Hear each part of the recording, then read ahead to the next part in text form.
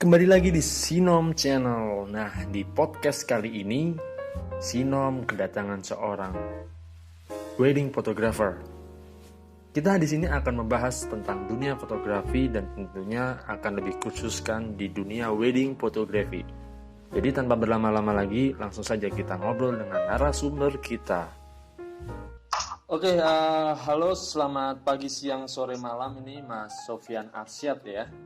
Panggilnya Mas apa ini? Bebas. Enaknya gimana nih Mas? Mas aja ya Mas ya. Sama-sama Mas ya. Oke. Atau boy aja lah ya, boy. Oh siap. Siap. Oke, Mas Boy nih. Mas Boy ini kan mungkin bisa sedikit saya perkenalkan dulu nih buat teman-teman pendengar yang mungkin belum mengenal Mas Boy ini siapa. Dia adalah salah satu mungkin bisa dibilang pekerja di dunia perweddingan gitu ya, dan lebih fokus ke wedding fotografi maupun ke seorang videographer gitu. Bukan begitu Mas Boy? Iya benar Mas.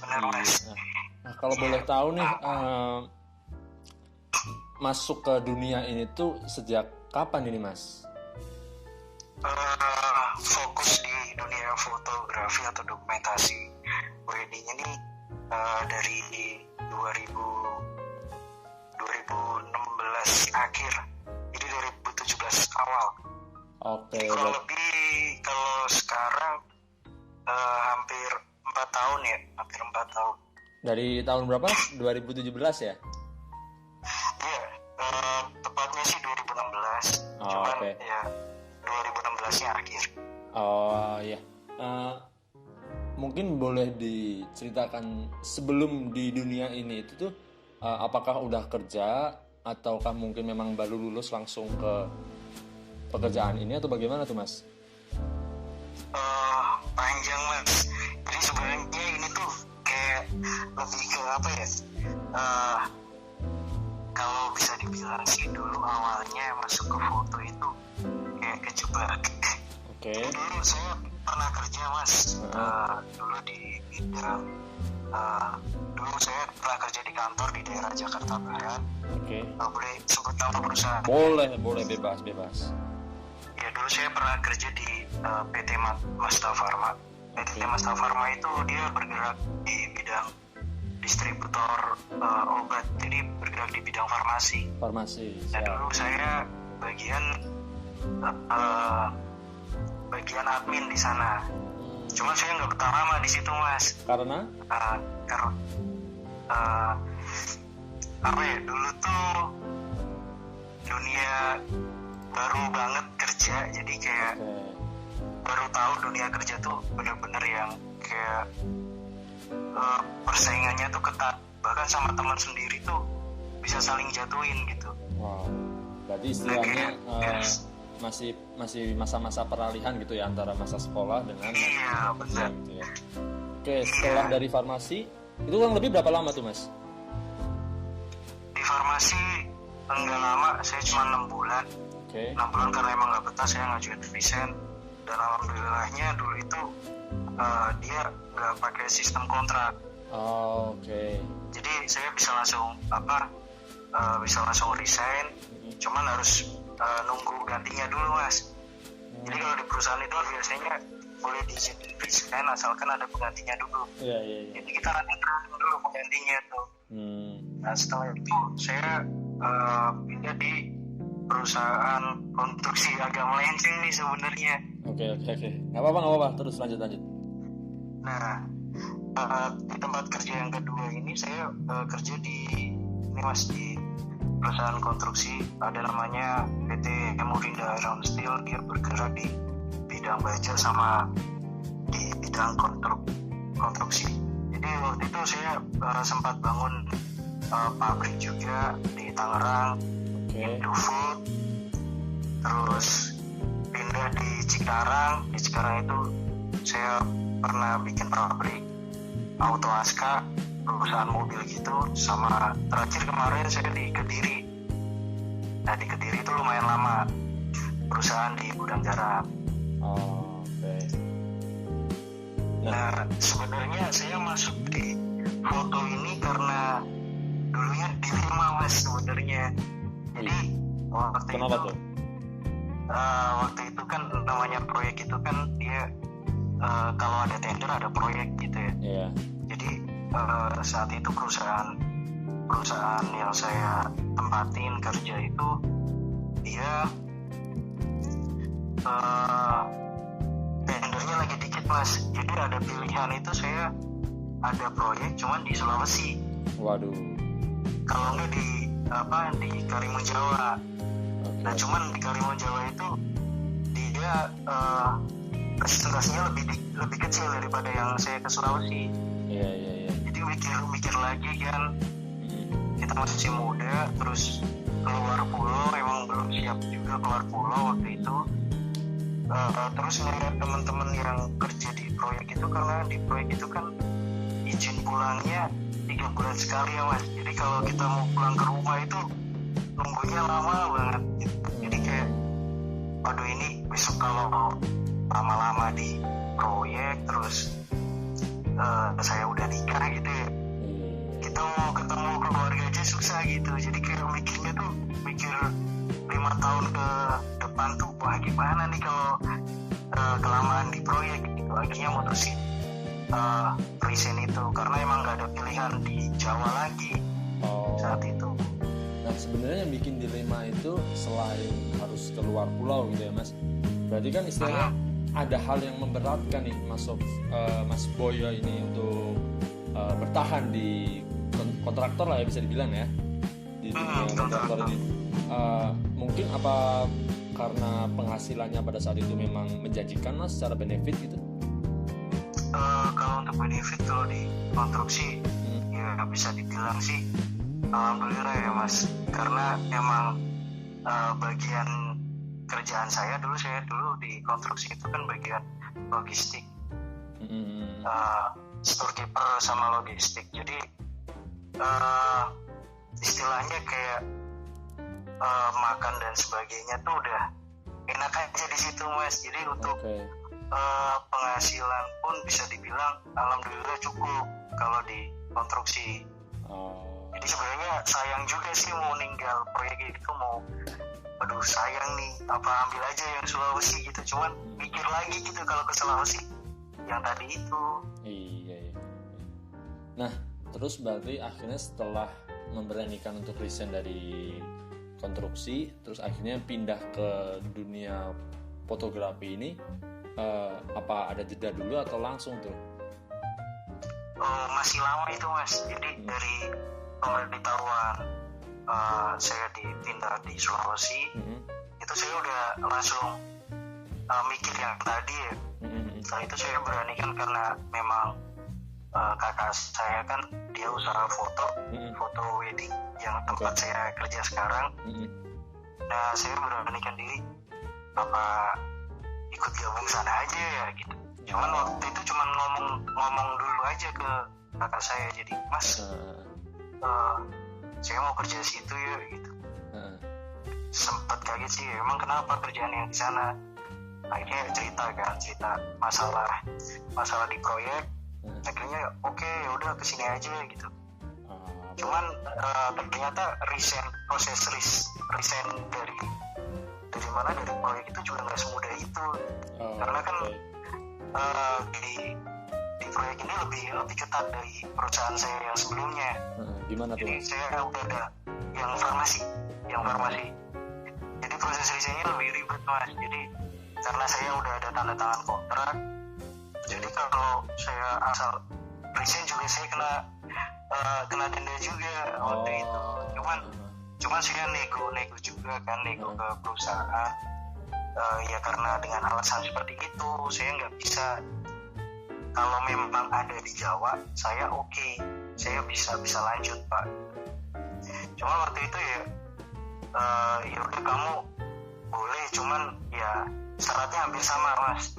Waktu itu kita rekrutmen penggantinya ya, pegawai dulu, pegawai baru untuk gantiin saya. Jadi kan proyek yang di Kediri itu sebenarnya masih 80%, jadi masih kurang lebih 6 bulanan lagi baru selesai gitu. Jadi untuk 6 bulannya itu yang isinya belum ada gitu. Jadi saya lumayan lama mas itu training pegawai baru itu hampir 3 bulan. Jadi setelah pegawainya yang baru itu bisa dilepas, saya boleh resign. Dan pada akhirnya waktu itu nggak harus bayar denda ya mas ya, keluar baik-baik berarti ya? Keluar baik-baik, alhamdulillah keluar baik-baik. Jadi waktu itu sebenarnya sempat nggak enak juga sama kakak saya karena udah bilang mau ikut gabung, cuman belum bisa gitu ya? Perusahaannya masih belum mengizinkan. Jadi kayak pernah ditanyain juga, dia gimana jadi enggak? Karena dia kan juga butuh orang juga. Jadi dia mau antara mau buka lowongan aja atau gimana gitu. Akhirnya ya coba yakinin lagi.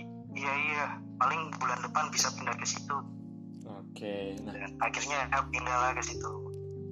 Pindah ke tempat saya kerja sekarang mas. Nah, sebenarnya berarti kalau sesuai dengan kontrak yang dikonstruksi ini memang habisnya masih lama gitu mas?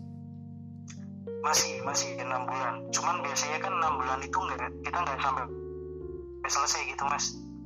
Jadi emang kalau finishing itu emang di proyek itu kan dia nggak butuh orang banyak. Jadi butuh orang-orang tertentu saja.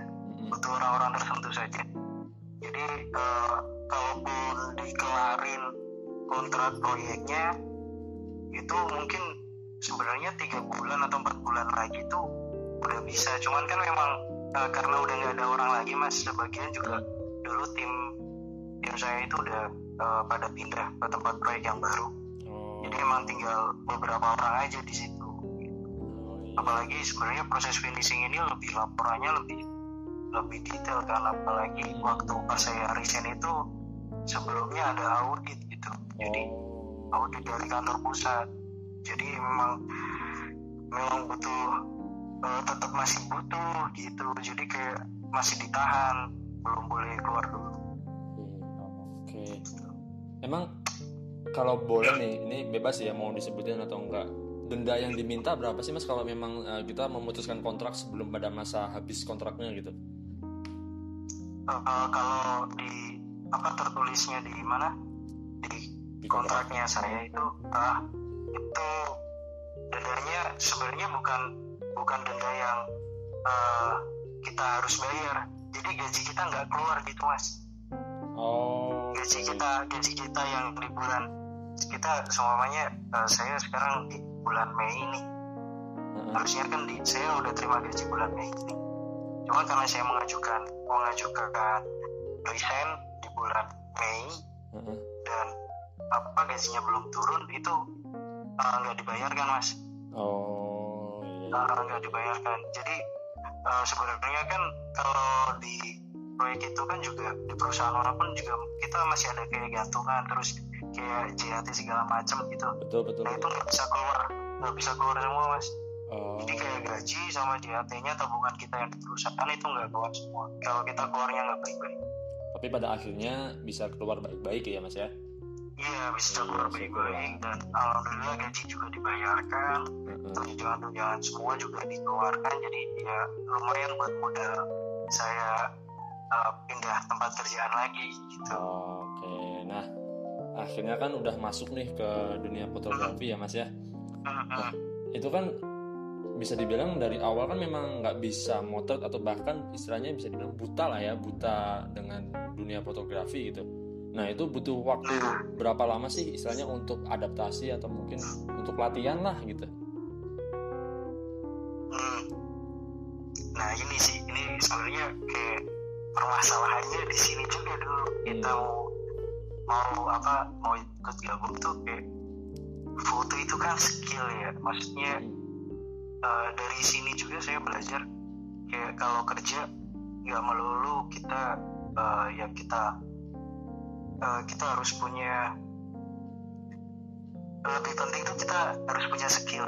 Jadi kalau kita kerja di perusahaan kan mungkin kita cuma mengandalkan kayak ilmu pelajaran kita aja ya mas. Cuman kalau skill tuh kita kemanapun kita bisa dipakai gitu.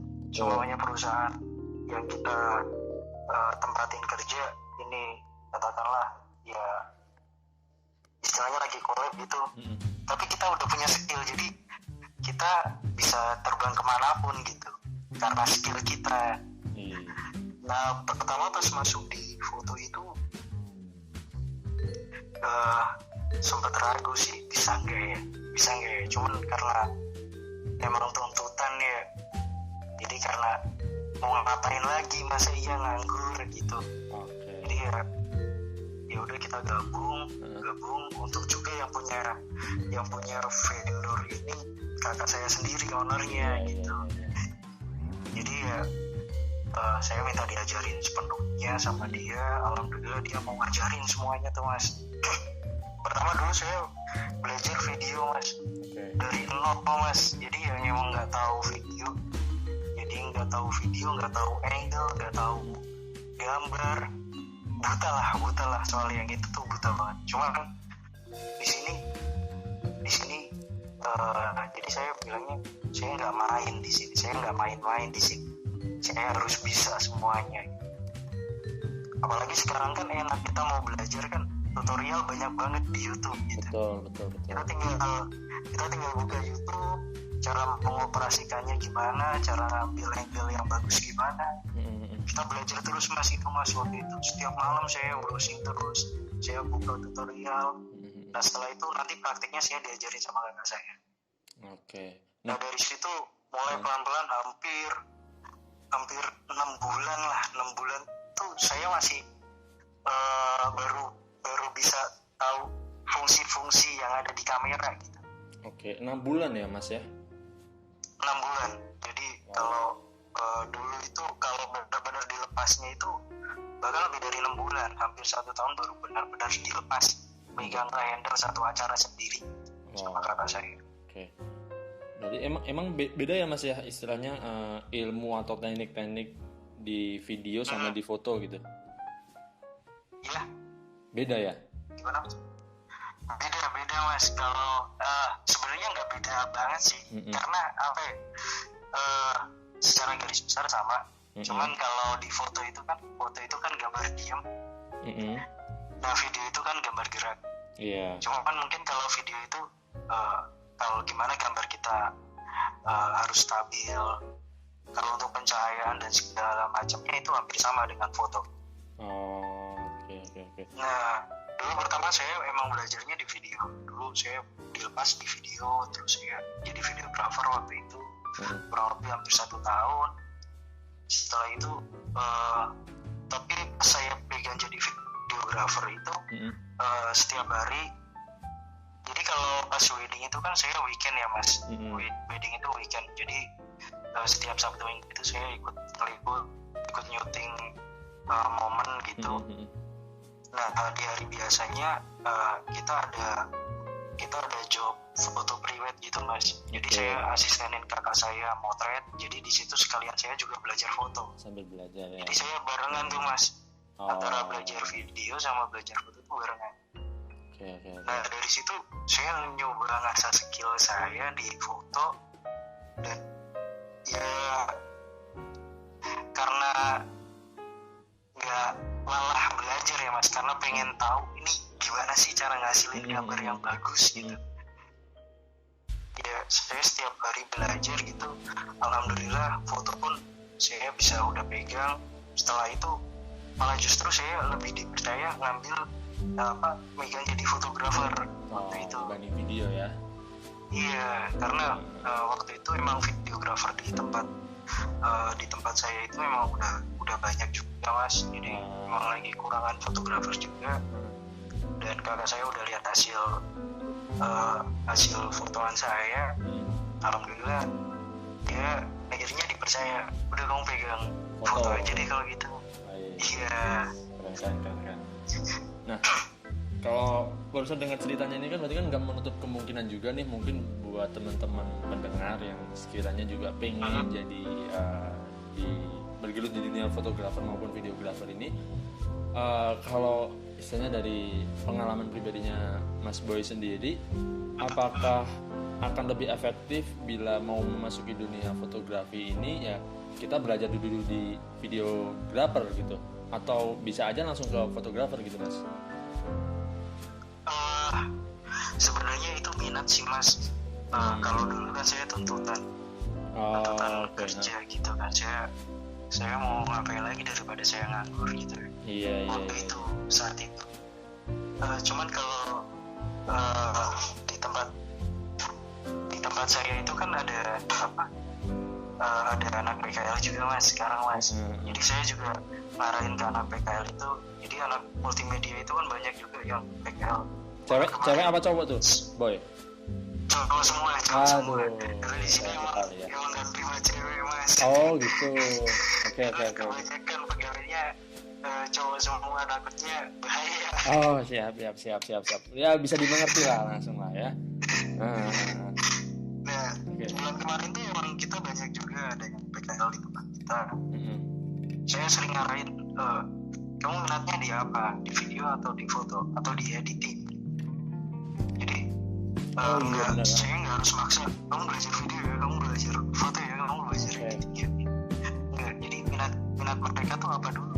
Kalau emang minat mereka di foto, pelajarin terus foto. Asah terus skillnya di foto. Foto ini kan barang yang kelihatan gitu. Kalian pelajarin ilmu banyak banget sekarang di internet. Internet tuh banyak banget ilmu. Kalian bisa bikin foto sebagus mungkin. Jangan khawatir kamu cuma punya kamera, istilahnya bukan kamera profesional. Tapi kalau kamu udah punya skillnya, insya Allah kamu bisa ngasilin gambar yang bagus. Yang penting kamu belajar terus gitu. Jadi pokoknya kita ngarahin ke kemarin ke anak-anak PKL tuh kayak gitu. Pokoknya jangan berhenti belajar. Kalau kalian nggak tahu, tanya. Di sini gudangnya ilmu. Kalian mau tanya apa aja bisa. Jadi bahkan mungkin kalau udah pernah dengar kayak Rio Motret atau segala macam, itu dia kalau buka kelas mungkin malah bisa puluhan juta gitu. Wow. Dan kalau mau belajar, iya mas, kalau buka kelas, mereka buka kelas sekali pertemuan bisa 8 juta, 10 juta. Wow. Itu cuma satu kali pertemuan mas. Seriusan tuh? Serius. Jadi ada juga, saya juga, ini juga tips juga bagi mungkin pendengar ya, kalau muda yang subscribe Sino channel nih. Kalian yang ingin belajar foto, ini ada tips juga. Kalian follow lah, maksudnya kalian mau belajar foto di bidang apa, karena foto ini banyak banget luas ya. Ada di bidang wedding, ada kalian kalau suka model, di bidang model ada. Kalian follow semua Instagram yang bagus-bagus. Jadi kalau kalian suka di wedding, follow vendor wedding yang bagus, ambil yang bagus-bagus. Jadi kalian comotin tuh yang bagus-bagus gitu. Jadi kalau saya dulu gitu mas, saya follow semuanya, saya ambil yang bagus-bagus. Angle-nya si A tuh gini, angle-nya si B gini, kita ambil yang bagus-bagus. Jadi wah, kalau yang kurang ya udah gitu, maksudnya mereka masih punya yang bagus, kita ambil aja yang bagus. Kita nyontek nggak apa-apa. Nyontek itu kalau di foto itu hal yang biasa, bukan yang hal biasa juga sih mas. Maksudnya nyontek dalam artian kita cuma nyontek angle. Karena kan kalau di dunia kayak gini kita lebih mentingin feel mas, mentingin rasa.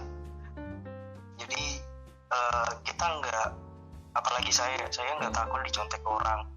Silahkan kalau mau nyontek, tapi rasa itu setiap orang punya rasa yang beda gitu. Masing-masing orang punya rasa gitu. Mungkin mereka yang nyontek, dia nggak bakal bisa bikin foto seperti yang saya bikin gitu. Iya. Ada feel-nya beda-beda ya. Iya. Nah di tingkat di dunia seni itu yang paling tinggi feel-nya. Jadi kalau saya nggak pelit ilmu, saya bahkan yang mau belajar, monggo kalau mau nanya silahkan tanya. Saya nggak pernah pelit ilmu, saya bakal share semua yang saya punya. Karena kenapa saya nggak takut share ilmu itu? Kenapa? Karena saya masih punya itu rasa, feel Benar sekali. Setuju sih, Iya, setuju. jadi rasa sama angle, karena angle itu kita nggak bisa ngajarin orang. Angle bagus tuh dari sini loh, angle bagus tuh dari sini ya. Karena angle itu masuknya nanti ke rasa. Jadi kita mau ngajarin teknik apapun ke orang, tapi kalau orang itu dia nggak punya rasanya, sama aja mas. Iya. Ya, jadi cuman gambar aman aja, tapi gambar itu nggak istilahnya nggak punya rasa. Setuju sih, bahkan di dunia seni yang lain pun juga mungkin yang namanya feel atau soul itu memang sangat berpengaruh penting gitu dalam sebuah karya ya mas ya. Iya betul. Iya. Nah, apalagi saya mulai menyukai dunia wedding ini setelah saya udah belajar, istilahnya saya udah alhamdulillah udah punya teknik, berbagai teknik gitu, saya udah bisa nge-handle acara gitu.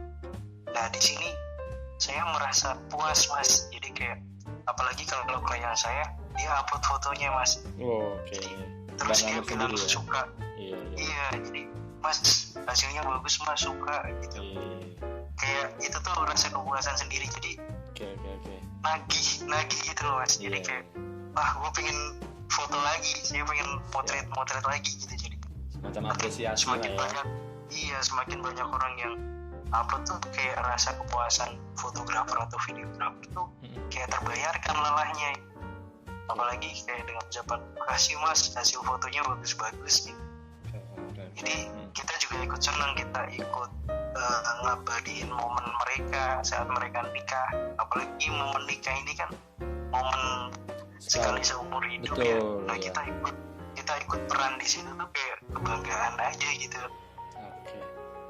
Nah berarti kan mungkin buat teman-teman pendengar ini ya yang akan memulai di dunia baru, mungkin dalam hal apapun sih, terutama di dunia seni itu, yang pertama mungkin tadi udah sempet di-mention juga sama Mas Boy bahwa kenali dulu atau minatnya itu di mana, karena ketika minat kalian itu memang ke arah fotografi atau mungkin videografi, itu proses belajarnya dan proses istilahnya untuk kita berlatih terus itu akan lebih terasa enteng dan mungkin bisa cepat juga ya Mas ya.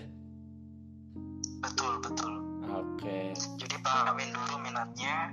Jadi kalau kalian belajar dari hati, apapun sih, nggak cuma belajar, kalau kalian kerja dengan hati, maksudnya hati kalian udah milih ini nih. Wah saya suka foto, udah kalian tekunin. Secapek apapun kamu nggak bakal ngerasain rasa capeknya. Dalam hal apapun itu ya. Dalam hal apapun. Jadi di sini saya baru belajar kayak ini yang kayak tadinya saya nggak hobi mas, saya nggak hobi potret. Oke. Yang akhirnya saya hobi karena itu tadi mas, banyak yang mengapresiasikan. Apresiasi mas. Iya. Jadi ada yang bilang terima kasih, itu juga kayak puas. Akhirnya kita dengan sendirinya jadi seneng. Jadi kita hobi sama dunia ini gitu. Dan saya baru ngerasain hobi yang dibayar ya di sini. Kalau kemarin itu kerja gitu. Butuh waktu berapa lama tuh mas sampai akhirnya bisa jatuh cinta terhadap kerjaan sendiri? Nggak lama sih mas kalau di sini mas. Ya kurang lebih 1,5 tahun, hampir 2 tahun. 1,5 tahun ya, wah lumayan juga sih. 1,5 tahun. Berarti nggak menutup kemungkinan. Gimana? Sebenarnya 1 tahunnya itu proses karena mas. Oke.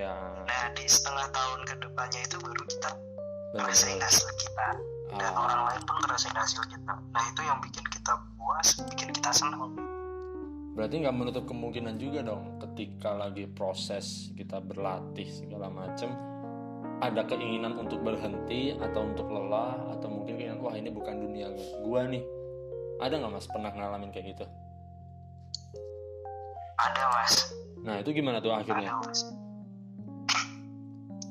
Jadi waktu itu karena saya kerjanya memang di bidang foto wedding wedding ya mas. Iya. Apalagi foto wedding ini foto momen ya mas.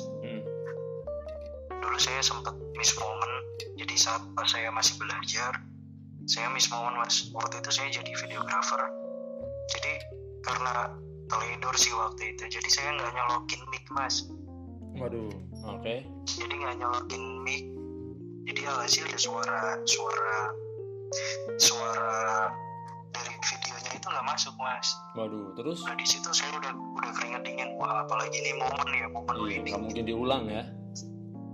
Nah di situ sempat saya, wah ini kayaknya risikonya berat nih kerja di sini. Sempat takut, jadi kayak, nah dari situ kayak timbul rasa kayak, aduh apa udahan aja ya, ini ngeri banget nih kalau kayak gini lagi. Iya. Bahaya malahan gitu. Terus? Cuman saya ya belajar dari pengalaman ya mas. Kalau ada masalah kok resign gitu.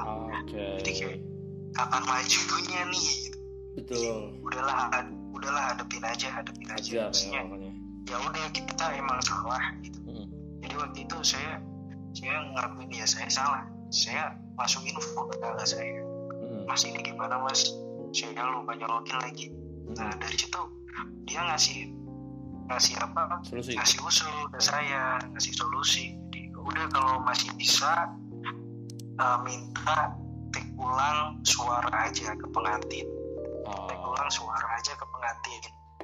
Jadi si pengantin ini dikasih lihat videonya, terus dia take suaranya gitu mas. Jadi dibarengin mas. Waktu itu kayak gitu. Jadi saya pakai recorder, take ulang suaranya.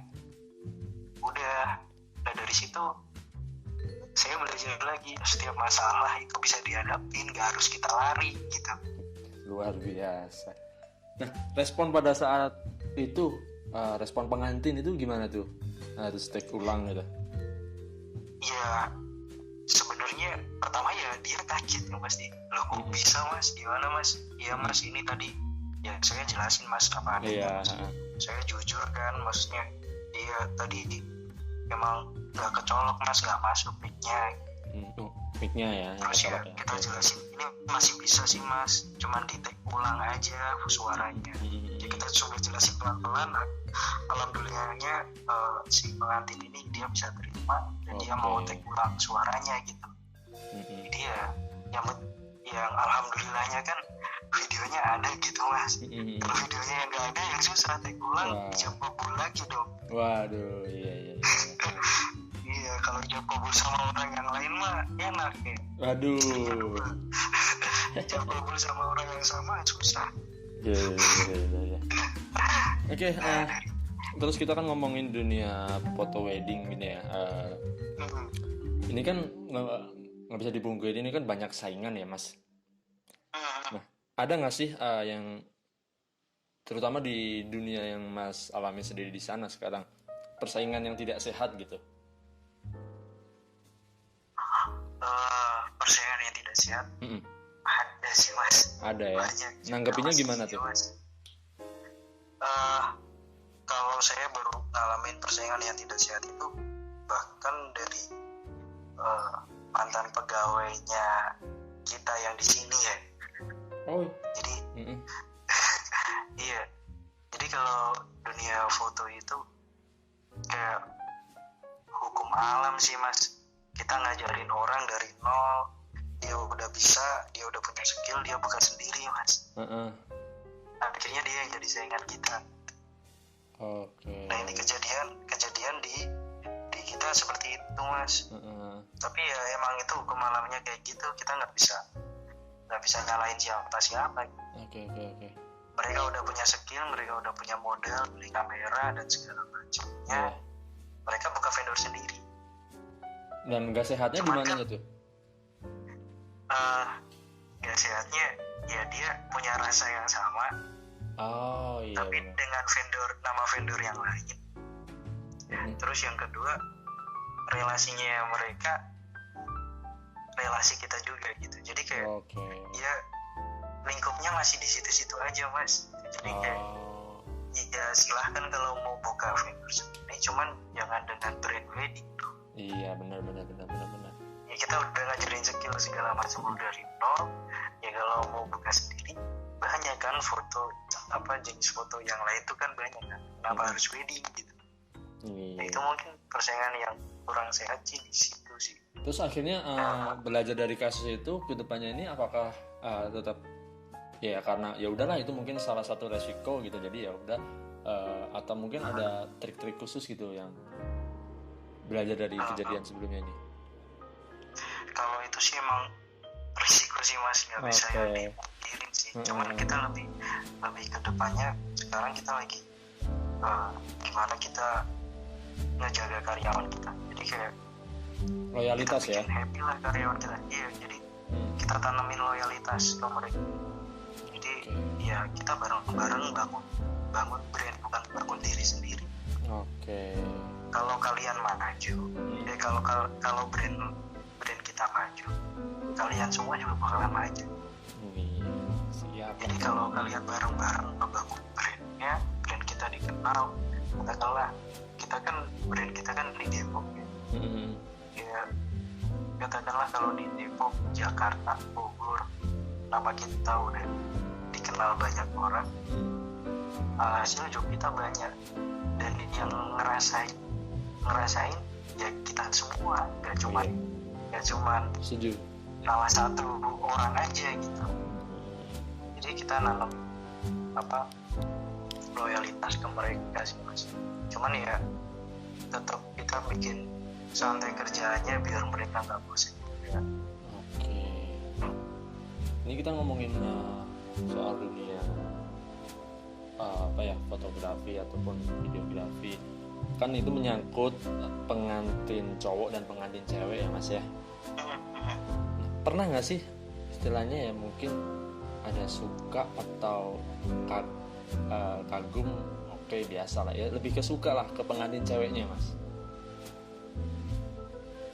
Suka sama pengantin cewek. Iya. Gimana Yud? Ya tertarik gitu. Wah. Oke, ini gua sederhanakan lagi. Wah, istilahnya ini pengantin ceweknya ini nih tipe gua banget lah gitu. Pernah nggak ngalamin gitu? Ya hampir rata-rata pengantin kalau udah didandanin cakep semua mas. Betul, setuju. Hampir selera kita semua mas kalau mereka Waduh. udah dandan. Karena kebetulan seleramu tuh hampir lebih senangnya ini bukan kita mau wedding itu hiburannya bukan pengantin sih. Mungkin kalau bisa dikatakan teman-teman mereka jadi bridesmaid-nya mas. Bridesmaid-nya mereka lebih cakep soalnya. Iya. Tapi ya tetap profesional lah ya. Satu ya profesional. Cuman kalau bridesmaid kan kita bisa mas, kita bisa fotoin bagus cowok ini, boleh fotonya kalau mau dibawa pulang nanti kirimin WhatsApp aja. Aduh. Pernah nggak sih yang sampai manjang gitu? Pernah nggak sampai manjang yang akhirnya sampai ya udah ketemu jodohnya di situ gitu? Mungkin kalau Mas Boy sendiri nggak ngalamin atau mungkin karyawan di yang lain gitu? Ada mas, teman saya juga ada. Jadi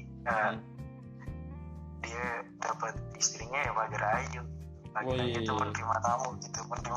Jadi waktu itu ya PDKT-nya pas di acara gitu. Cuman mereka berlanjut. Terus setelah itu ketemu ya akhirnya sekarang jadi istrinya gitu. Sampai jadi istrinya luar biasa. Nah kalau Mas Boy sendiri? Mas bahas kerjaan aja mas. Oke, kita next lah ya. Nah kalau ngomongin pengalaman yang tak terlupakan nih, ada nggak mas? Pengalaman tak terlupakan. Atau mungkin yang tadi itu yang lupa nyolok mic, atau mungkin ada yang lain lagi yang lebih wah gitu?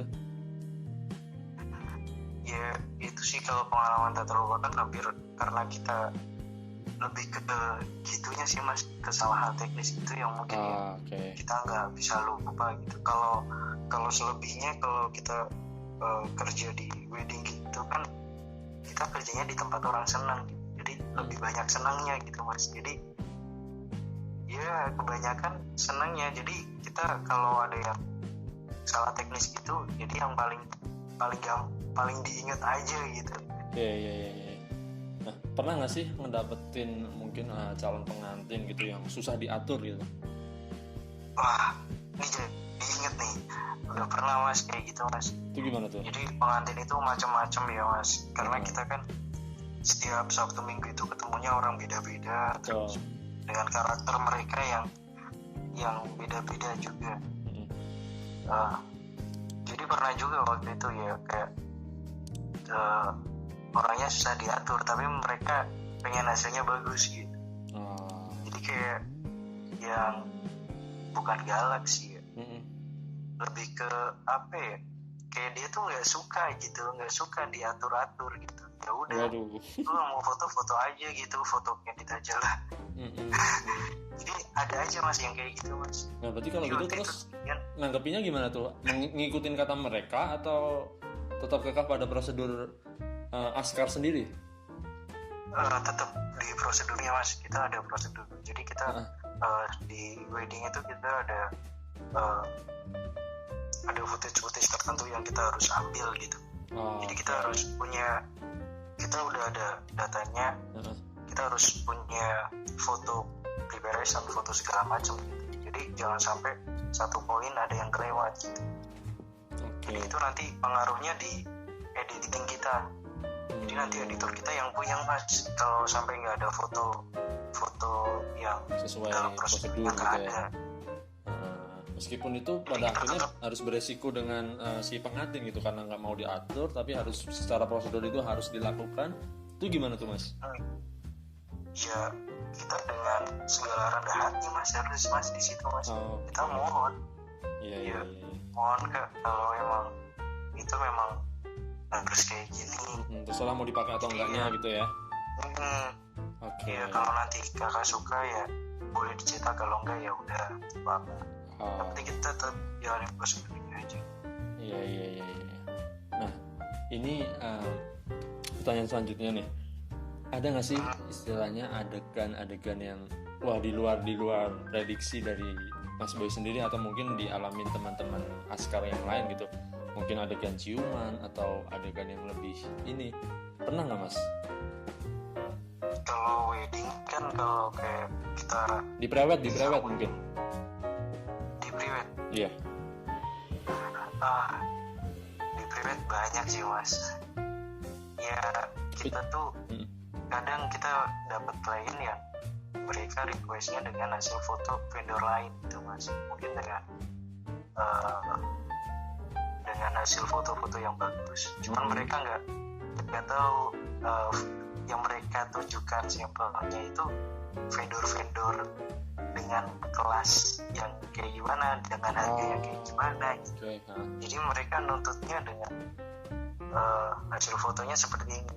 Jadi kalau aku pengen foto kayak gini dong. Nah waktu itu pernah kejadian, cuman ini bukan ke saya mas, jadi ke teman saya.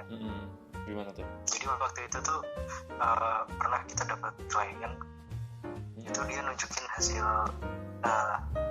sampelnya kayak gitu. Jadi mas aku pengen foto kayak gini dong mas.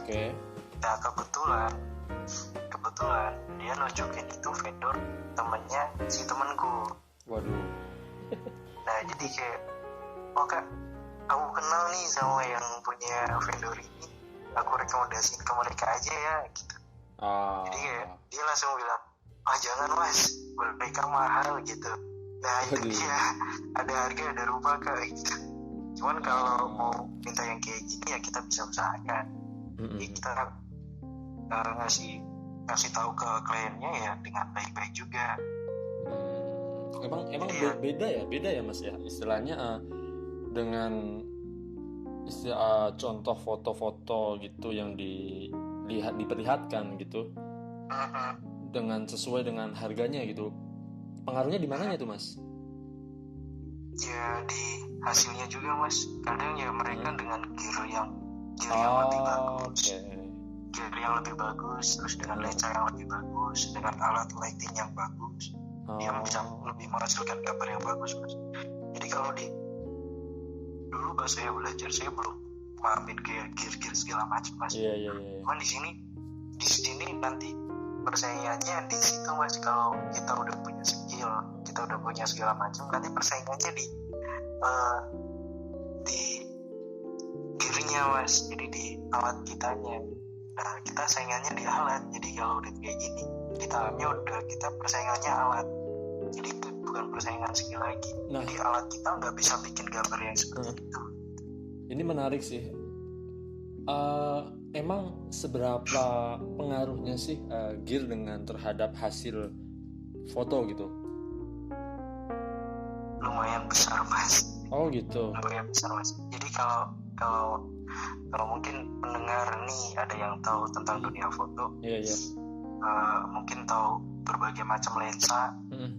Nah di lensa itu kan ada lensa fix, lensa tele. Betul. Jadi ada lensa yang standar. Nah, kalian bisa bedain aja antara hasil dari kamera lensa standar dengan lensa fix itu hasilnya kayak gimana. Iya. Itu cuma dari segi lensa aja. Oh. Belum lagi kalau dari gear. Ya, gear dengan sensornya berbagai macam sensor itu udah beda lagi nantinya mas, hasilnya mas. Oh gitu. Jadi apalagi jadi kalau gear di kamera profesional itu kan ya lumayan lah harganya, ada yang mencapai 50 juta juga ada, cuman gear aja tanpa lensa. Jadi lumayan juga. Jadi mereka ya bisa menghasilkan hasil gambar yang seperti itu karena alat mereka pun mendukung gitu. Nah, gimana dengan kondisi seperti ini nih mas? Gearnya itu bagus gitu ya, tapi si tukang potretnya ini masih amatir gitu. Itu apakah akan mempengaruhi hasil juga? Dengan Mempengaruhi ini nih, hasil mas. versus gini nih. Ini kamera bagus, terus fotografernya amatir. Versus kameranya ini ya biasalah, tapi fotografernya itu udah profesional. Itu menang mana menurut Mas Boy? Bisa jadi fotografer yang profesional dengan kamera biasa mas. Oke, berarti nggak menutup kemungkinan dong ya? Nggak menutup kemungkinan. Jadi makanya tadi saya bilang itu teman saya membandingkan vendor A dengan vendor yang lain itu karena mereka sama-sama udah punya skill mas. Betul, sama-sama pro ya. Mereka sama-sama udah profesional. Oke. Cuman kita kalah di alat kita. Iya. Kalah di gearnya kita. Oh. Jadi kalau kadang sekarang juga nggak menutup kemungkinan mas, kadang tamu, kadang keluarga mereka pakai mereka kamera fotografer amatir, cuman dia pakai gearnya bagus-bagus. Cuman itu gimana tuh? Ya kita sih nggak ada masalah sama mereka. Jadi ya kita tetap profesional aja. Jadi kadang mereka ikut foto, mas ikut foto ya, monggo silakan. Cuman ya mungkin bisa dibedakan hasilnya gitu. Jadi kita nggak yang terlalu takut dengan gear juga sih mas, karena kita udah punya skill. Dan balik lagi ke rasa itu ya, soul itu ya. Balik lagi ke rasa. Emang ini ya, ketika gini nih, misal Mas Bayu sudah megang kamera, udah nyaman nih dengan kamera A. Nah, untuk pindah upgrade ke gear yang lebih bagus, itu butuh adaptasi lagi atau hampir semua kamera sebenarnya sama sih gitu, cara megangnya gitu? Adaptasi lagi mas. Adaptasi lagi. Cuman ya. Saya lebih kayak ke upgrade gearnya itu ke brand yang sama ya mas. Kalau saya pakai gearnya itu pakai Nikon. Jadi kalau pakai upgrade ke yang lebih bagusnya lagi, saya pakai Nikon juga.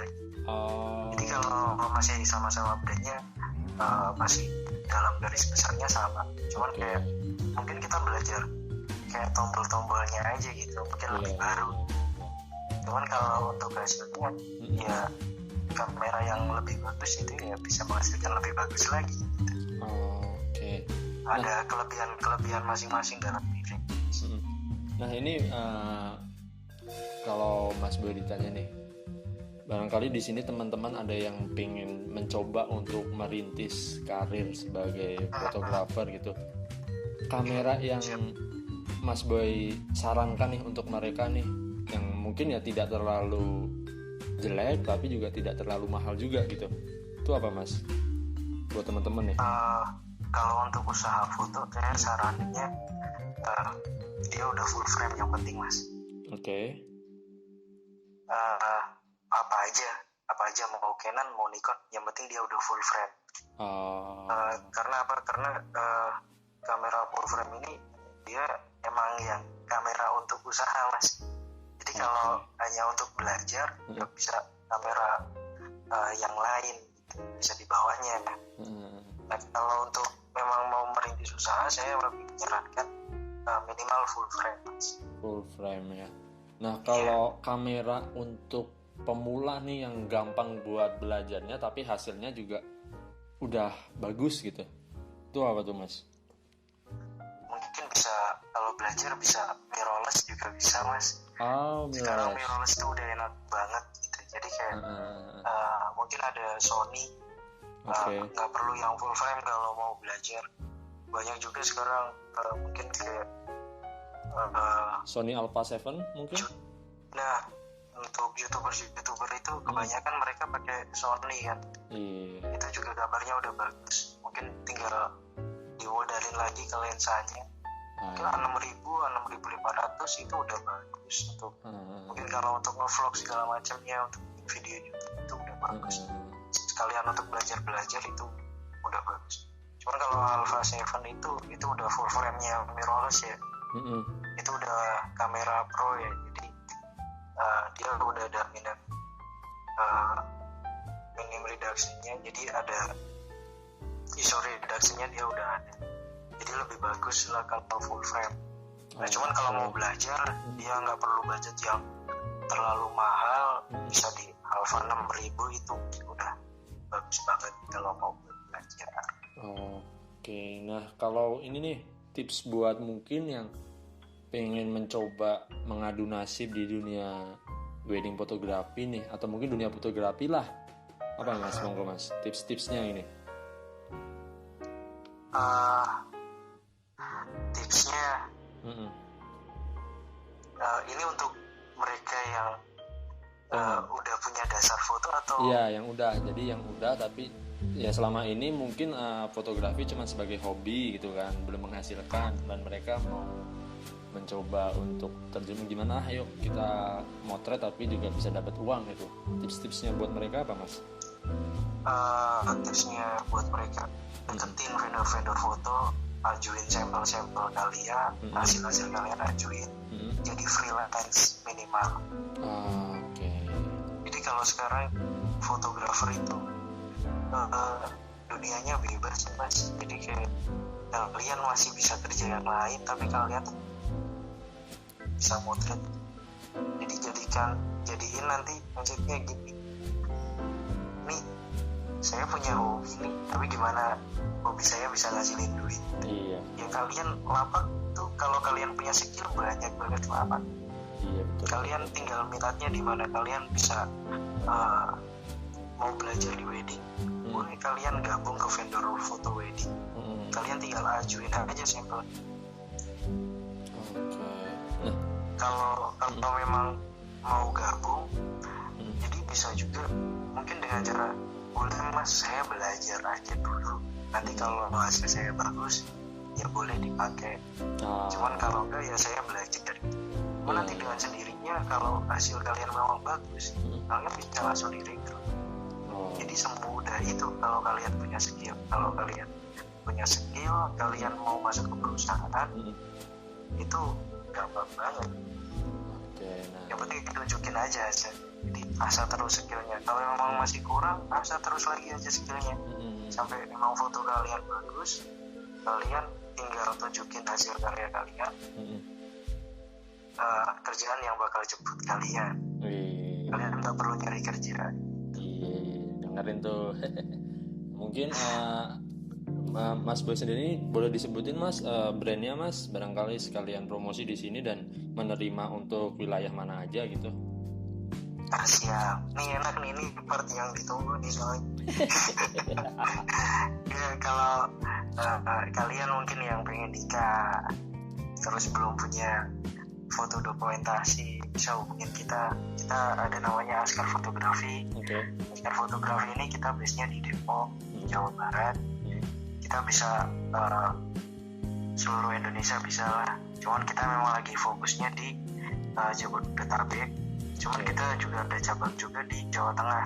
Jadi kalau Jawa Tengah kita melingkupi Magelang, Jogja, Semarang, Solo bisa juga mas. Oke. Itu udah ikut sama transport semua. Jadi nanti mungkin bisa jadi tim kita juga, tim kita yang dari Depok terjunin ke Jawa Tengah. Biasanya sih gitu mas. Oke, dan mungkin juga buat mungkin yang teman-teman pengen belajar Askar fotografi ini dengan pintu terbuka menerima ya mas ya. Siap mas. Siapapun yang mau belajar monggo silakan.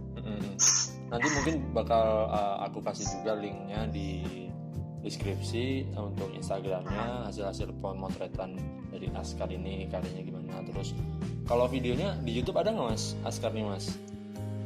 Ada mas, cuman kita emang baru banget ngembangin video di YouTube karena emang dari awal kita emang nggak pernah upload video di YouTube. Nah kebetulan kita sekarang ada tim kita yang ngurusin di YouTube ini, jadi untuk promosi di YouTube kita juga ada. Kita baru mulai upload, bisa juga di Askar Fotografi nanti kalau mau dicek. Oke, nanti channel juga ada di deskripsi ya. Oke. Itu nanti bakalan rutin seminggu sekali kita upload video. Wih keren, nggak sehari sekali ya kayak Atta Halilintar ya. Seminggu sekali mas. Siap.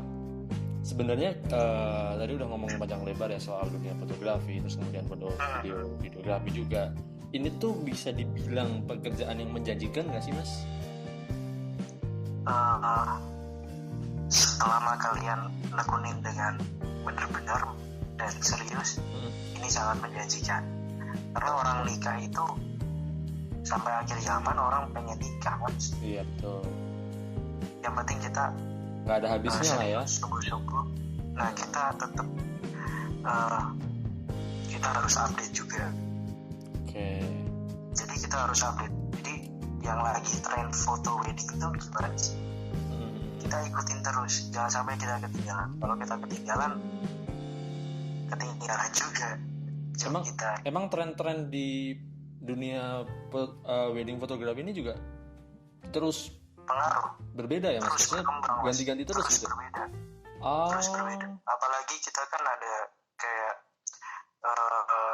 jadi ada kalau di wedding itu kita ada the bride story, the bride day, gitu tuh dia mereka yang jadi patokan trendsetternya. Jadi dia nanti yang nyomot hasil foto yang bagus. Kadang mereka nanti upload tuh foto-foto. Nah itu yang bakal jadi trending. Bisa jadi kayak kalau artis nanti dia nikah, nah itu bisa jadi itu trendsetter lagi gitu. Oke. Nah tadi kan udah selalu ini mas berganti-ganti terus mas. Jadi jangan sampai mentok di situ aja gitu ya. Nggak mentok di situ aja gitu kan. Iya, hadapin aja. Yang penting tetap semangat aja. Nah kalau tadi kan kita udah ngomongin ya istilahnya suka-sukanya lah. Kalau dukanya gitu ada nggak mas? Maksudnya nggak enaknya gitu di pekerjaan ini gitu? Ya ada mas. Apa tuh? Kita nggak bisa malam mingguan mas. Iya. Setiap Sabtu sama Minggu kita kerja mas. Karena bahkan ya di sini rada susah nyari pasangan mas. Kasihan mas di sini mas. Itu. Jadi kalau kalian yang jomblo jangan jadi fotografer wedding. Itu bukannya balik ke individu masing-masing ya mas? Skillnya gimana itu buktinya kan tadi rekan Mas Boy sendiri juga akan bisa malah dapat jodoh di situ gitu. Iya sih itu kurang setuju sih itu. Jadi gini mas, kasihin mas kalau mereka yang jomblo jadi mereka nggak bisa malam mingguan. Kalau mereka yang udah punya cewek bukan justru malah kalau yang jomblo ini malam minggu kerja kan ya malah enak karena kan kalau yang namanya jomblo kan malam minggu juga nggak pacaran, terus dia mau ngapain dari luar nggak ngapa-ngapain kan itu kadang mereka yang punya pasangan itu kadang bisa putus gara-gara itu kan. Waduh, ya itu Sabtu Minggu nggak pernah ketemu mas, bisa. Waduh. Ya bisa beberapa bulan nggak bisa malam mingguan lah, kasihan. Ya cuma kan kayaknya zaman sekarang ini malam minggu itu udah bukan hal yang ini sih kalau menurut gua ya. Jadi kan sebenarnya bukan malam minggunya sih, kita lebih nyebutnya. Jadi kalau di apalagi di Jakarta ini kan lebih banyak pekerjanya ya. Bahkan kita nyari pasangan mungkin kita dapat ceweknya dia juga kerja kan. Dan rata-rata mereka yang kerja di Jakarta ini kan Senin sampai Jumat Mas, Sabtu minggunya libur. Iya. Nah kebalik sama kita, jadi gak bakal ketemu Mas. Ya. Senin sampai Jumat dia kerja, Sabtu minggunya kita yang kerja, jadi nggak bakal ketemu gitu. Ya itu sih sebenarnya ya balik lagi ke diri kalian masing-masing gitu ya, mungkin juga yang mendengarkan ini juga. Sebenarnya ya nggak kalau suka dukanya sih sebenarnya lebih banyak sukanya sih Mas. Iya. Cuman kita baru ngerasain dukanya ya di sekarang ini Mas. Benar. Ini ya, kebetulan ini buat pendengarnya yang mungkin yang mendengar podcast ini mungkin setelah pandemi corona ini selesai. Jadi kita pada saat syuting atau rekaman podcast ini tuh lagi masa-masa pandemi virus COVID-19. Nah ini kan amat sangat berpengaruh, lebih ke bagian usaha-usaha yang berkaitan dengan event, kemudian ke pernikahan. Nah itu kerasanya udah pasti banget sih. Nah dari pengalaman Mas Boy sendiri mungkin yang bisa di-share ke teman-teman nih, monggo Mas. Iya Mas, iya. Lumayan berpengaruh banget Mas dampaknya Mas di kita Mas. Jadi saya kemarin itu saya udah ngerekap di bulan April ini tuh kita udah ada masuk jobnya 52 job. Oke. Dan karena ada pandemi COVID ini, sisa 2 Mas bulan April Mas. Ya Allah. Jadi kayak yang di event ini emang sangat berpengaruh, apalagi dengan waktu itu ada wacana-wacana emang tidak boleh mengadakan resepsi, hanya boleh akad di KUA. Nah, itu sangat berpengaruh banget Mas di kita Mas. Ya sampai sekarang pun kita masih tanda tanya Mas, setelah lebaran besok itu kita masih bisa jalan apa enggak. Kalau COVID ini tetap berlanjut, ya kemungkinan bulan Juni pun kita masih bisa libur gitu. Iya sih, cuman kalau kita ngomongin pandemi COVID-19 ini memang mungkin hampir nggak cuma di dunia yang benar-benar berkaitan dengan event, terus kemudian dengan keramaian-keramaian, tapi juga mungkin bisa dibilang juga hampir ke semua sektor tuh merasakan dampaknya sih Mas ya. Dan kita semua berharap semoga pandemi ini segera berakhir lah gitu aja sih. Amin. Nah kemudian ini Mas, ada nggak sih harapan-harapan dari Mas Boy pribadi yang belum tercapai gitu? Nikah Mas. Itu ya. Iya sih, bener sih. Mas, ya nikah itu sebenarnya ya itu udah kalau emang ada jodohnya nanti bakalan nikah Mas. Cuman ya harapan saya tuh pengen beli rumah Mas. Amin. Calon sudah ada Mas, Mas. Mas asmaranya nanti aja Mas. Oh iya. Enggak, maksudnya tuh calon rumah yang mau dibeli gitu, lokasinya di mana gitu maksudnya Mas. Sebenarnya tuh dari dulu tuh pengen punya rumah di Magelang. Amin. Walaupun saya sekarang tinggalnya di Jakarta, cuman saya tetap pengen punya rumah di Magelang. Istilahnya kalau mudik ada tempat. Walaupun di Magelang juga ada rumah orang tua. Iya. Cuman seenggaknya kita juga punya rumah kan. Ya alhamdulillah. Memungkinkan nggak apa nantinya akan buka Mas Boy sebagai leader di Askar Fotografi di cabang Magelang dan sekitarnya? Sebenarnya kita lagi proses ke sana Mas. Cuman memang kita lagi fokus juga di sini, jadi kita nggak mau korbanin sini juga Mas. Betul, ya, karena di proses sini udah dapurnya gitu. Jadi sementara kita memang tetap buka cabang di Magelang, cuman lewat sosial media aja Mas. Jadi kita belum buka kantor di sana. Jadi kita pemasarannya aja. Cuman someday akan ada kantor sendiri ya Mas ya. Iya, ya kalau itu memang harapannya. Cuman kita mau stabilin di sini dulu. Kita bikin sistem-sistem dulu di sini. Jadi kalaupun ditinggalkan pun sistem itu tetap bekerja. Siap. Jadi jangan sampai kita ninggalin perusahaan yang udah jalan demi perusahaan yang mau jalan gitu. Oke, perkuat pusat dulu lah ya, baru perbanyak cabang ya Mas. Iya, nah itu dia. Jadi ini emang target kita memang kita matengin dulu pusatnya, baru kita perbanyak cabangnya. Nah, tadi kan juga sempat disinggung sedikit ya kalau dunia fotografi itu sangatlah luas dan mungkin sejauh ini Mas Boy masih berkecimpung di dunia wedding fotografi. Adakah niatan untuk mencoba di dunia fotografi yang baru gitu, mungkin fotografi modeling atau mungkin hewan itu juga dunia sendiri ya, fotografi sendiri ya, hewan-hewan. Iya. Nah, ada nggak Mas niatan ke situ Mas? Belum sih Mas, saya masih terlalu nyaman sama dunia wedding. Cuman ya ada juga sempat keinginan juga kayak fotografer yang ikut tour gitu Mas. Jadi jalan-jalan bisa ya. masuk di. Iya, jadi ada juga teman saya dia yang kerja sama satu band ternama di Indonesia. Jadi dia setiap band ini dia tour, dia ikut. Jadi yang mendokumentasikan. Iya, dia bikin video sama foto. Jadi dia udah kontrak sama brandnya. Nah, kalau wedding photographer favorit Mas Boy sendiri siapa Mas?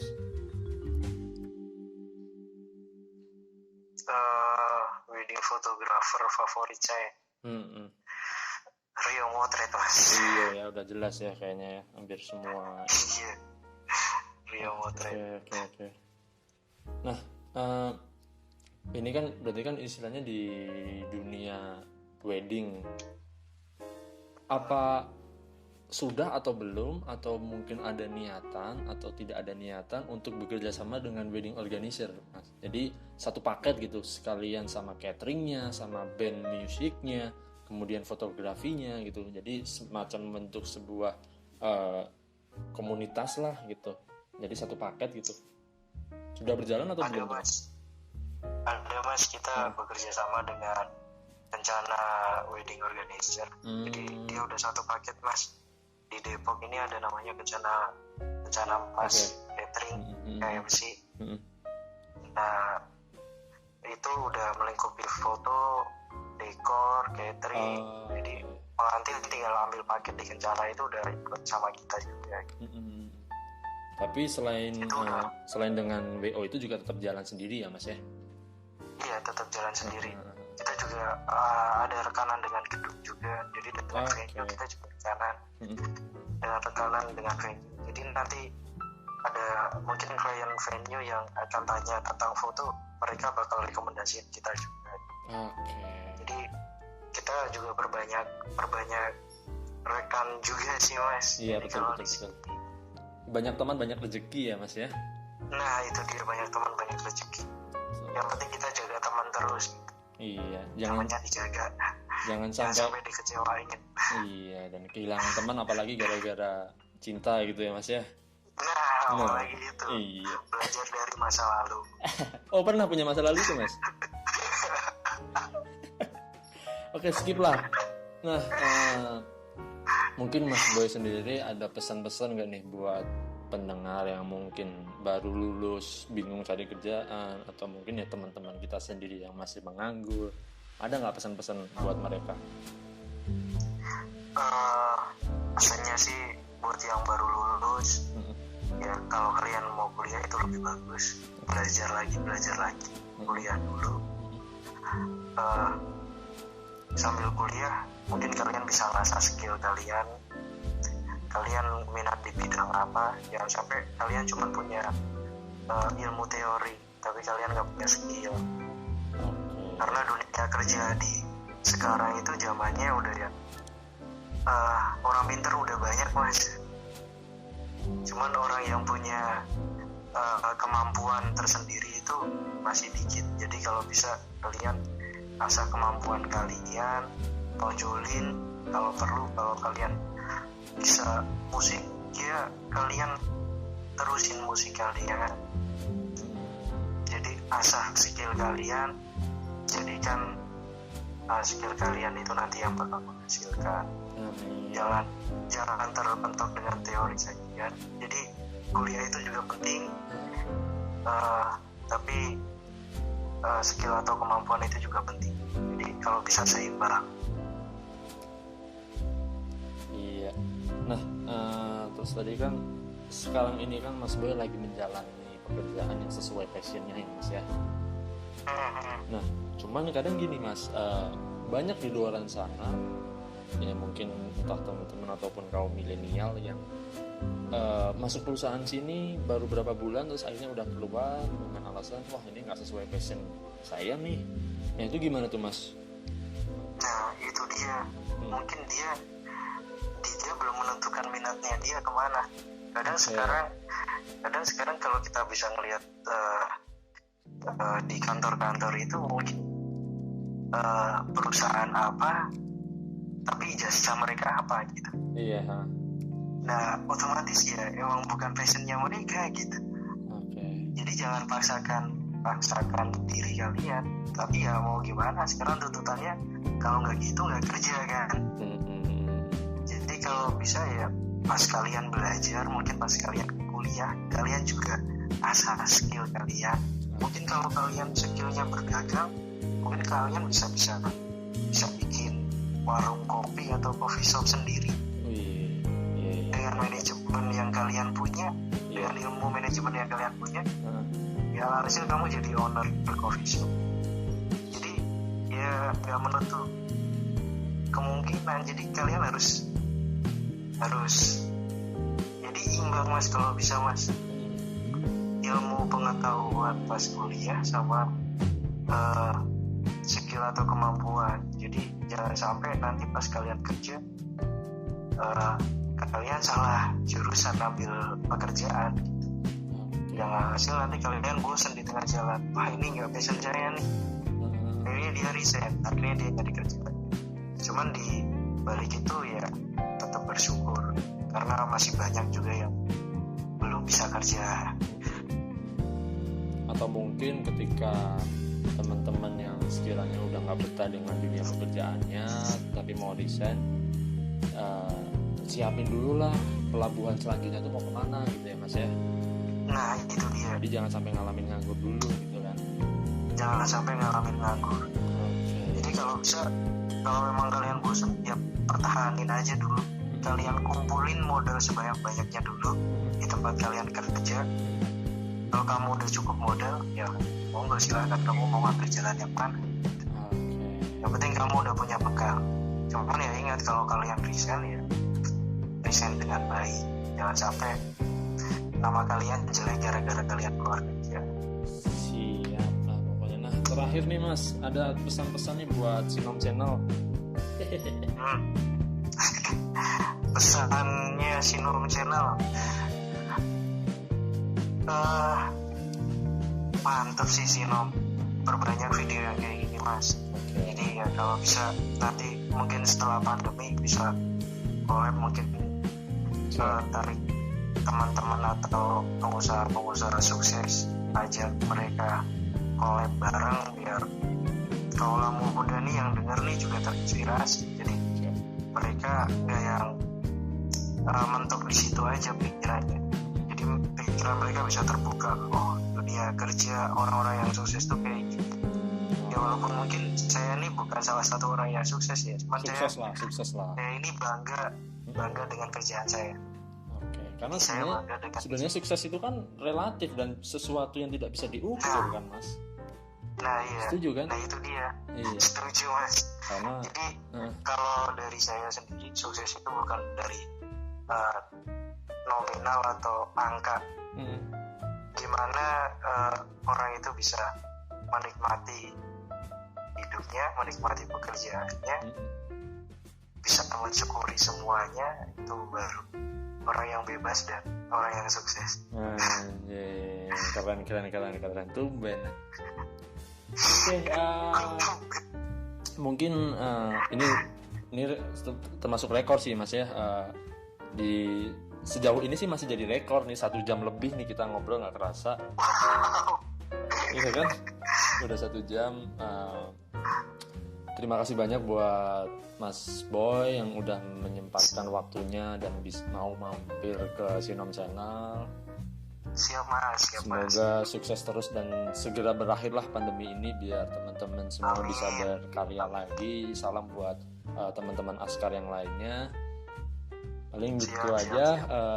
Barangkali dari teman-teman pendengar ini yang mempunyai pertanyaan-pertanyaan seputar dunia fotografi atau mungkin wedding fotografi lebih khususnya, tapi belum terjawab di podcast ini, bisa komen di bawah atau langsung mention ke Instagram maupun YouTube-nya Askar Fotografi yang nanti akan ada di link description.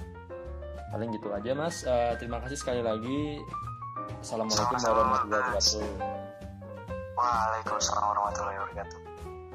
Terima kasih buat yang sudah mendengarkan sampai selesai. Semoga ada manfaat yang bisa kalian ambil dari sini dan mohon maaf apabila ada perkataan-perkataan yang sekiranya menyinggung teman-teman semua. Sampai jumpa di episode-episode berikutnya dan jangan lupa klik tombol subscribe bagi yang belum mengkliknya. Oke, semoga hari kalian menyenangkan dan sampai jumpa.